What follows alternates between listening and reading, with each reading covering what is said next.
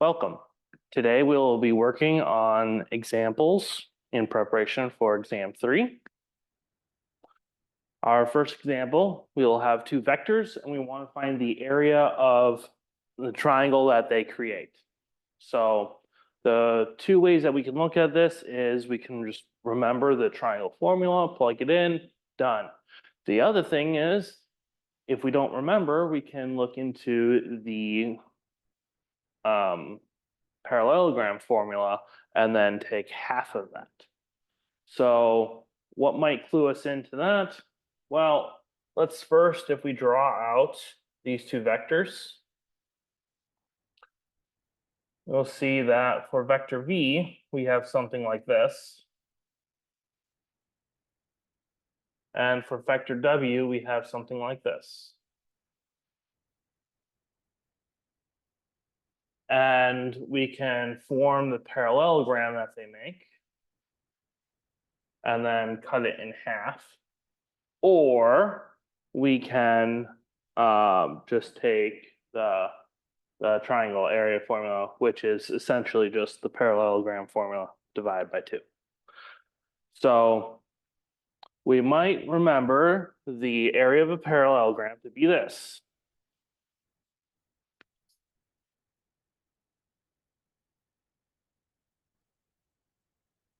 And that is the magnitude of V times the magnitude of W times sine of theta, where theta is the angle between these two vectors.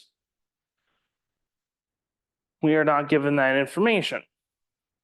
So another way of thinking of this is the skew product, specifically the absolute value of the skew product. And the skew product reads out as, if you don't remember, V skew W is equal to x1 times y2 minus y2 times x1. And we're going to take the absolute value of it. And where keep in mind that oh sorry, this is supposed to be y1, it's supposed to be x2. x1, y1 is the two entries into V. x2, y2 are the two entries into W. The order doesn't really matter because we're taking the absolute value. However, you have to be consistent. So for simplicity, let's call the top values x's and the bottom values y's. And so we end up having this be equal to the absolute value of 1 times 4 minus 4 times -3. And so here we get 4 plus 12. Again, this turned into a plus because we had a minus minus. And so that is 16. Take the absolute value of 16, which is 16. And we have 16 units squared. Take a look back at our question. We want to find the area of the triangle, not the parallelogram. So what we actually have to do is divide this by 2. And so we take everything, divide it by 2. And so the area of triangle is 8 units squared. That's our answer, because we'll take the area of the parallelogram, divide in 2. Effectively, we're cutting this parallelogram in half. So for question number 2, we're going to just have pieces of information on the triangle, and we want to complete the information. So we have side length A and B, and we have the angle of C. So let's first draw our triangle. And so we're going to have 5 inches for A, about a 32 degrees, something like that. And this will be angle C, so 32 degrees. And then we have 4 inches for angle B. We want to find the rest. So we want to find angle A, angle B, and side length C. Now, since this is a side angle side triangle,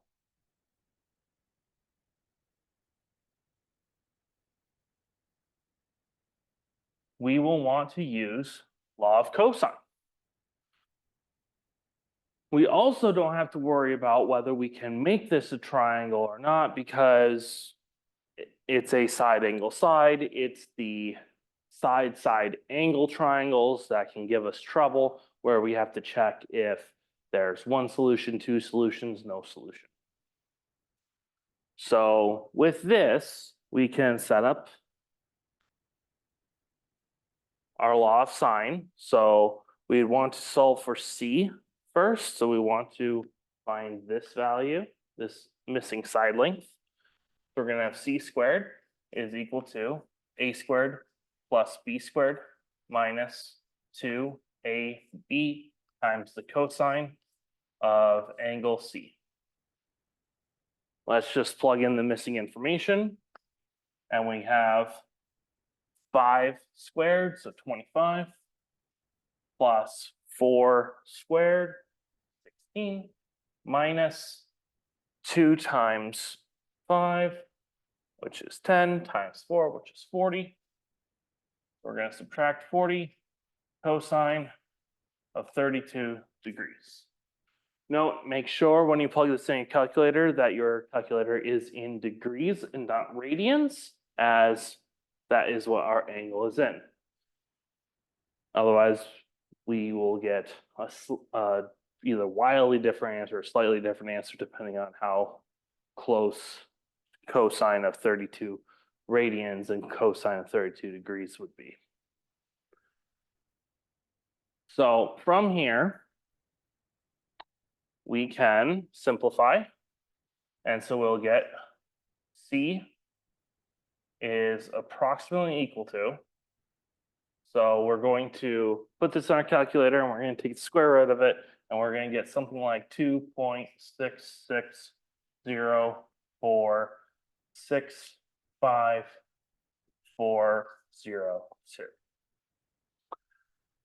So when we lock in our answer, we're going to have C is equal to 2.66 inches. We're going to round and include the units.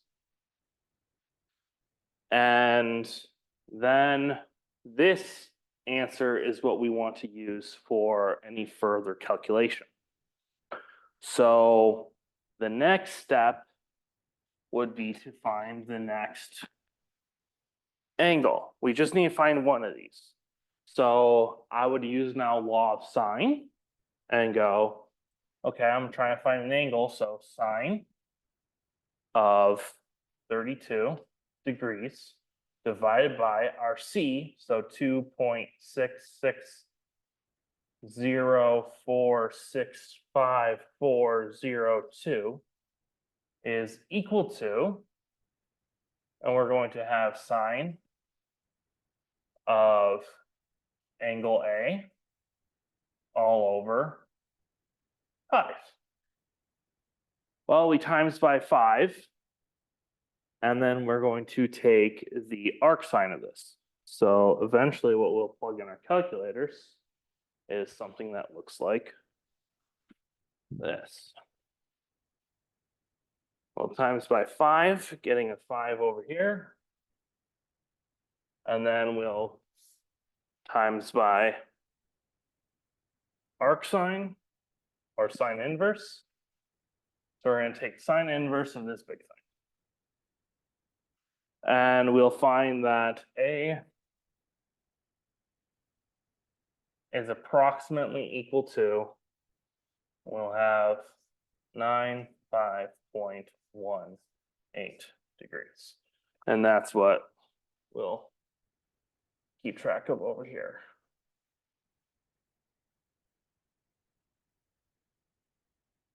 Finally, we can find our B just by taking 180, and we're going to subtract angle A and angle C, which will be approximately 52.82 degrees. That will be our answer. Now, I implore you to check your work. We can do this in several different ways. The first way is we could use law of cosine to check this, and we should get the same answer. We can also, instead of using 180 minus angle A and angle C to get angle B, we could do another law of sine or another law of cosine to get angle B in that method. And we should get something either exactly to this rounding or something very close, depending on how much air is introduced and where you round it. That's why I had C be approximately equal to this long thing, because that is what I used to plug into the calculator to find my answer, instead of plugging in 2.66, which would introduce a bit of rounding error. So again, make sure that your units match. We had side lengths in inches, so our missing side length is in inches. We started in degrees, so our other angles should be in degrees. Okay. Let's continue on to example 3.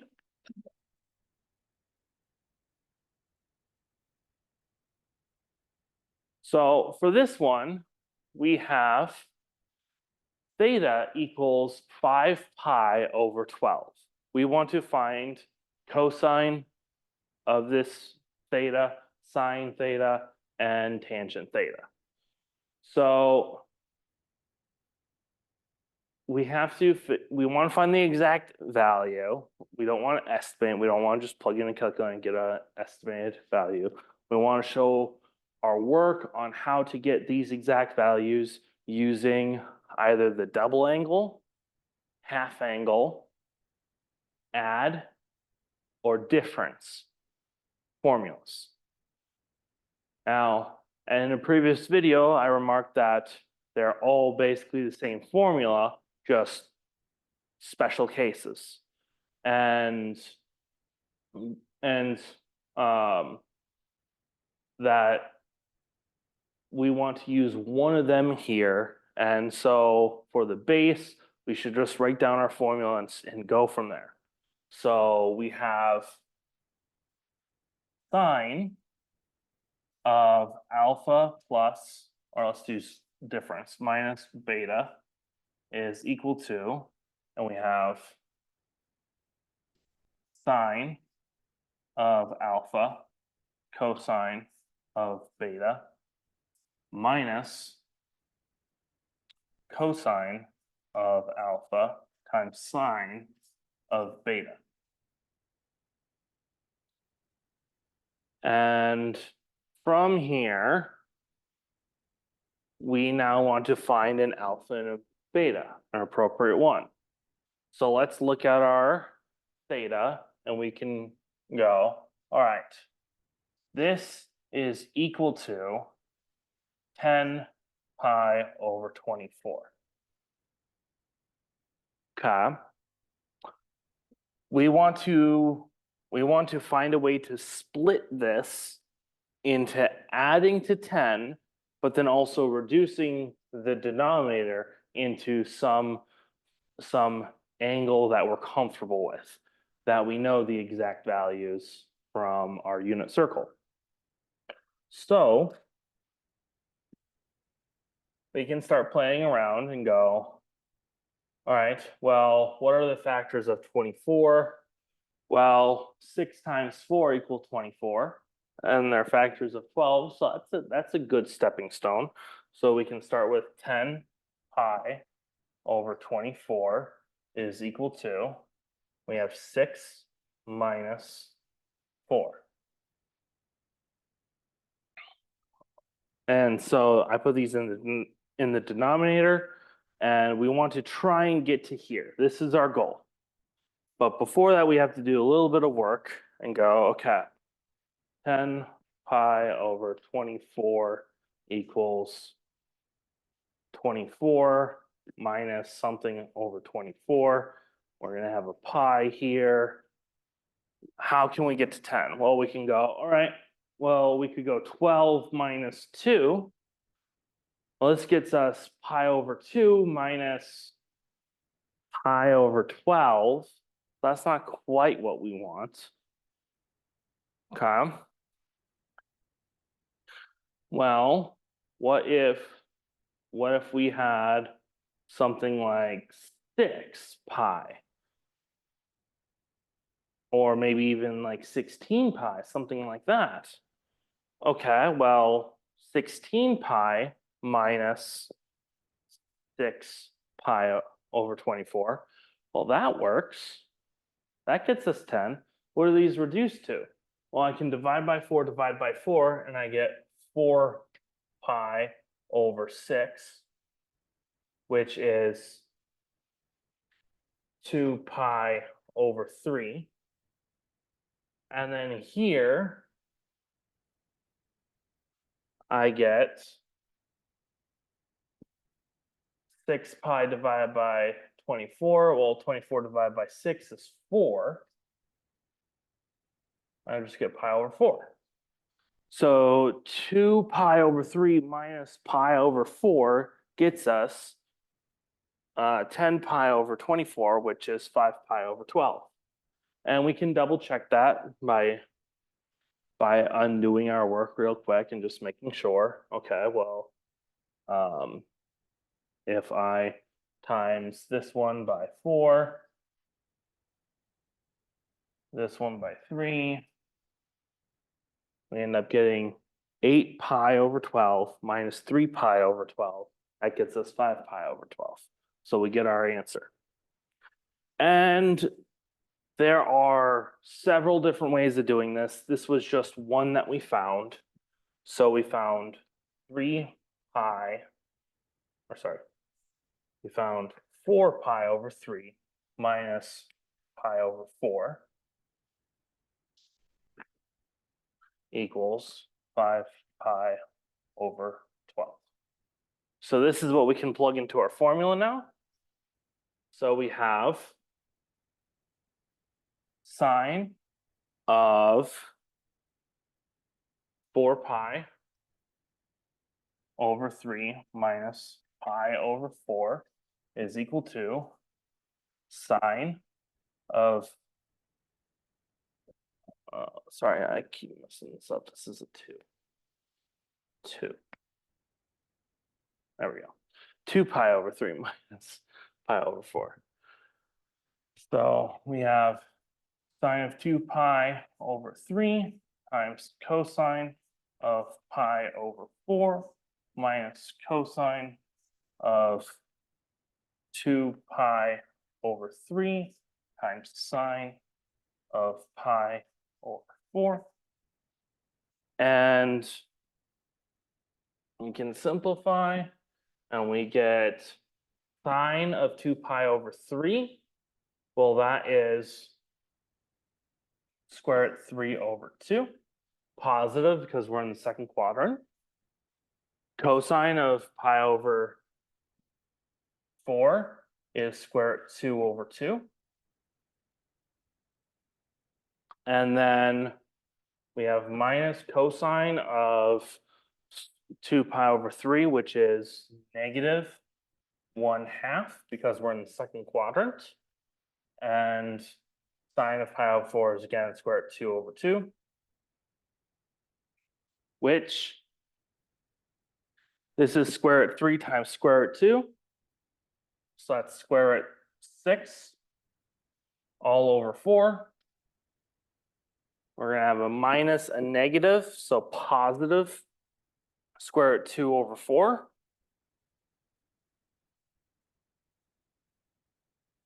Which we can combine these fractions, and we end up getting our answer of sine of 5 pi over 12 is equal to square root 6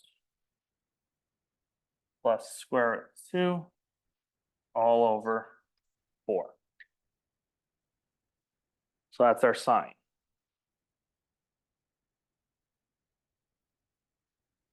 So now our cosine, we could get a couple of different ways.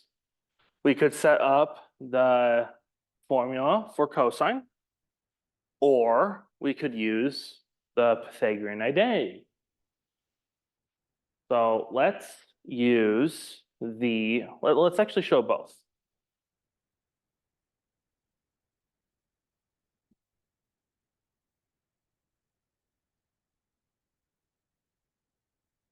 So let's start with the Pythagorean identity. We have cosine squared theta is, or plus sine squared theta is equal to 1. Well, we can just plug this in, but we have to square it. So we have cosine squared theta plus, we have square root 6 plus square root 2 all over 4. And we're going to square that is equal to 1. Subtract this to the other side. Take the square root, and we have cosine theta is equal to plus or minus the square root of 1 minus square root 6 plus square root 2 all over 4 quantity squared. And we have this plus or minus. Well, this angle is less than pi. It's less than pi over 2. So we know it's in the first quadrant because it's greater than 0 but less than pi over 2. So we know that cosine must be positive, so we can take away that negative and leave it positive square root. Okay. So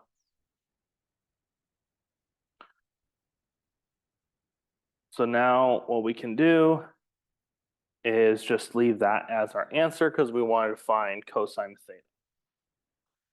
Well, we can simplify this.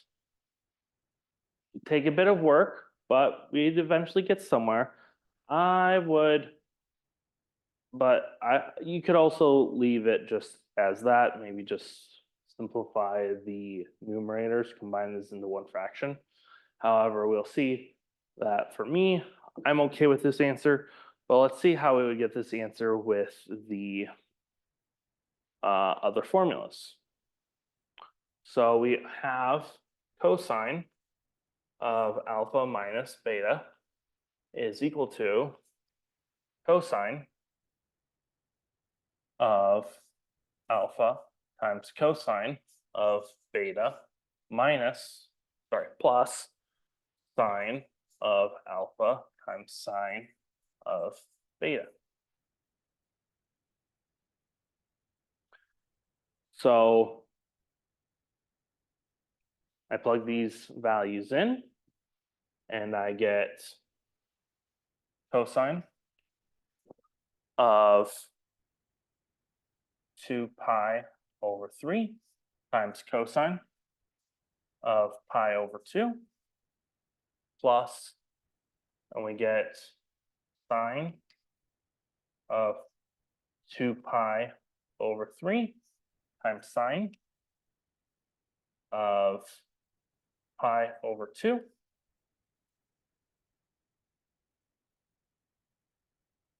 cosine of 2 pi over 3, that is -1/2 times cosine of pi over 4.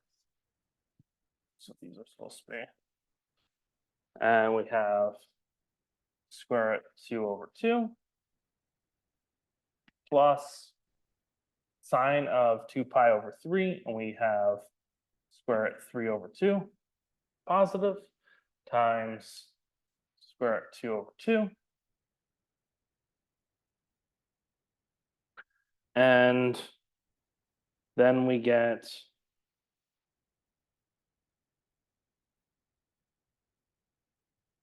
square root 6/4, that's this, minus square root 2/4. Combining them, we get this fraction.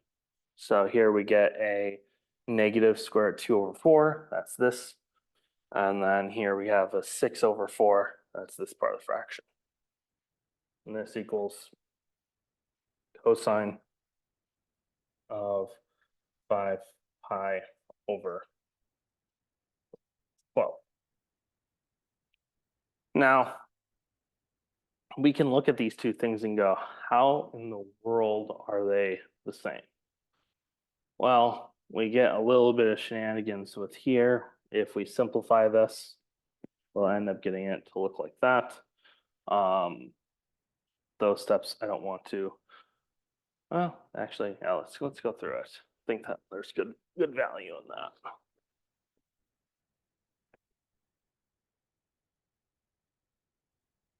So here we want to make this be a 4/4. So that's 1 minus, I'm sorry, we want to make this 16. 16/16 because we have a 16 here. Distributing this square. So we have square root 6 plus square root 2 quantity squared. So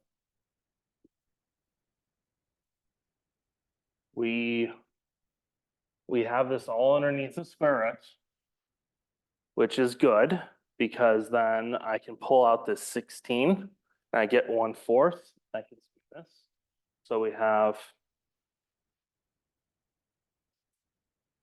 so we'll have 1/4 times the square root of 16 minus, let's expand this binomial, and we'll get 6 times, or square root 6 times square root 6, so we'll get 6 plus, and we'll get 2 times square root 12 plus 2. That's just expanding this binomial. So we can reduce this guy, and this 12 is the same as 3 times 4, so we can pull out another 2. So we have a 4 here, and we have a 3 in here. Distributing this negative, 1/4 square root, and we'll have 16 minus 6 minus 2. So 16 minus 6 is 10, minus 2 is 8. We have 8 plus 4√3.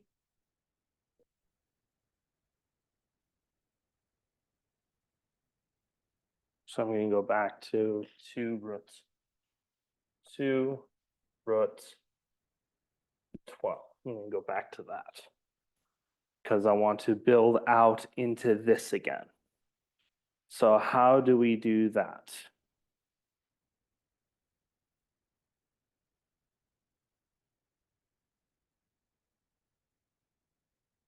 So we want this to be squared. So if I had square root 6 minus square root 2, square it, would get 6 minus 2 square root 12 plus 2.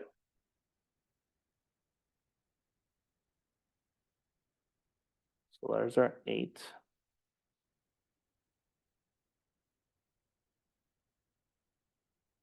Oh, yeah, we distribute the negative here.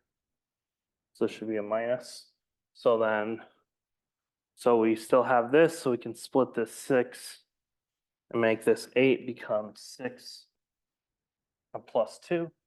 So when we get back to here, we take the square root of it. So this becomes 1/4 times the square root of square root 6 minus square root 2 quantity squared. Take the square root, these cancel, leaving us with -6, or sorry, square root 6 minus square root 2 all over 4, which we've recovered. So an interesting notion about how these two are actually the same, but they look wildly different. So let's record better one, cosine of 5 pi over 12 is equal to square root 6 minus square root 2 all over 4. Now, the reason why that I wanted to have the simpler one is because to find tangents, we could find it one of two ways. The first way would be to write down the difference formula for tangents, which is essentially the difference formula of sine divided by the difference formula of cosine. Or I can just take sine over cosine on this. If I take sine over cosine, sine theta divided by cosine theta will equal square root 6 plus square root 2 all over 4. This entire thing is over square root 6 minus square root 2 all over 4. So we times the top and bottom by 4. That makes these go away. And I'm left with square root 6 plus square root 2 all over square root 6 minus square root 2. Now, this is a fine answer to give. This would be tangent of 5 pi over 12. However, we could give a slightly better answer as far as reducing this, because we can times this top and bottom by the denominator's conjugate, which is square root 6 minus, square root 6 plus square root 2 times top by square root 6 plus square root 2. Notice the top is just a repeat of itself, so we get square root 6 plus square root 2 quantity squared all over. And when we times this out, we will get 6 minus 2, which is 4. And then the middle term will cancel out. And if we so choose, we could simplify from here and say that, well, we know that square root 6 plus square root 2, we had 6 plus 2 square root 12 plus 2. Well, this was 8 plus, and then here we had 4 square root 3, because we could pull out a 4, take the square root of it, getting a 2. 2 times 2 is 4. And this entire thing is over 4, so we get 2 plus square root 3. And that's what tangent would be. Tangent of 5 pi over 12 is equal to 2 plus square root 3. And there's our answer. So there ended up being a lot of reducing or manipulation of your answer. If you stopped here, I wouldn't say that that's necessarily wrong. However, we could simplify and we get something much simpler. So I would stick to that. When in doubt, simplify. Okay, for the last question we have,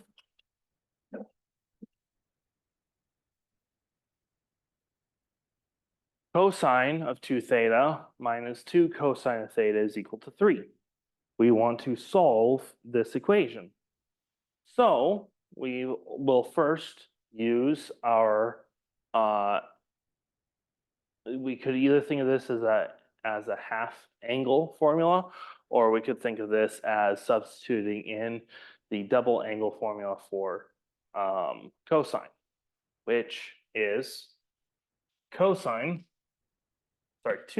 cosine squared theta minus sine squared theta minus 2 cosine theta is equal to 3. Now, you might be looking at this one. I'm sorry. It's cosine squared theta minus sine squared theta.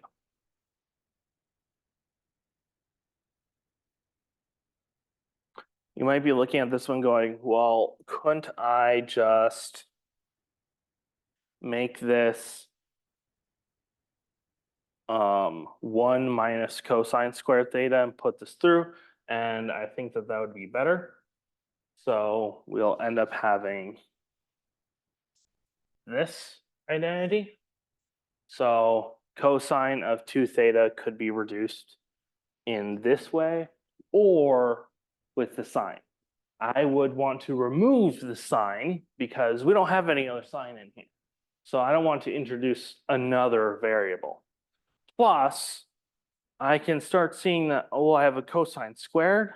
I have a cosine theta that's not squared. So this is almost looking like a quadratic. So I'd rather keep it like this. So let's simplify. So we're going to have 2 cosine squared theta minus 2 cosine theta minus 1. We're going to take the 3 to the other side, so we're going to have a minus 4, and that's equal to 0. This is really looking like a quadratic. If I take the alpha substitution, so if I have alpha equaling cosine of theta, I'll then have 2 alpha squared minus 2 alpha minus 4 is equal to 0. Let's divide by 2, and we have alpha squared minus alpha squared minus alpha minus 2 is equal to 0, giving us alpha minus 2 times alpha plus 1 is equal to 0. So that means alpha is equal to 2 or negative 1. Well, that's what we'll plug into here. So we'll have 2 equals cosine theta, or negative 1 equals cosine theta. Now, one of these, we can look and see that 2 is not within the range of cosine. So we can just cross this off. There's no solution that will give. The other one, we'll then take the cosine inverse. So we'll have theta equals plus or minus cosine inverse of negative 1 plus 2 pi n, where 2 pi n accounts for every single instance past just the normal or range of cosine inverse, or domain, I should say. So we look at what is cosine inverse. Well, we get theta is equal to plus or minus, and cosine inverse of negative 1 is pi. And we're going to add 2 pi n. Now, if this angle wasn't 1 or negative 1, what would happen is we have 2 solution sets. We have the positive pi plus 2 pi n and negative pi plus 2 pi n. However, since it's plus or minus pi, well, this negative set is redundant. We can gather that information from the first set. So we'll just take away the plus or minus and leave it with theta equals pi plus 2 pi n. And for being very scrupulous, we can put that n is an integer. Again, that is to signify that we're just plugging in 0, 1, 2, 3, -1, -2, -3 for n, getting us all the solutions, every single angle that'll satisfy this equation, not just one. Yeah. With that, that concludes this video. Thank you for watching. Have a great day.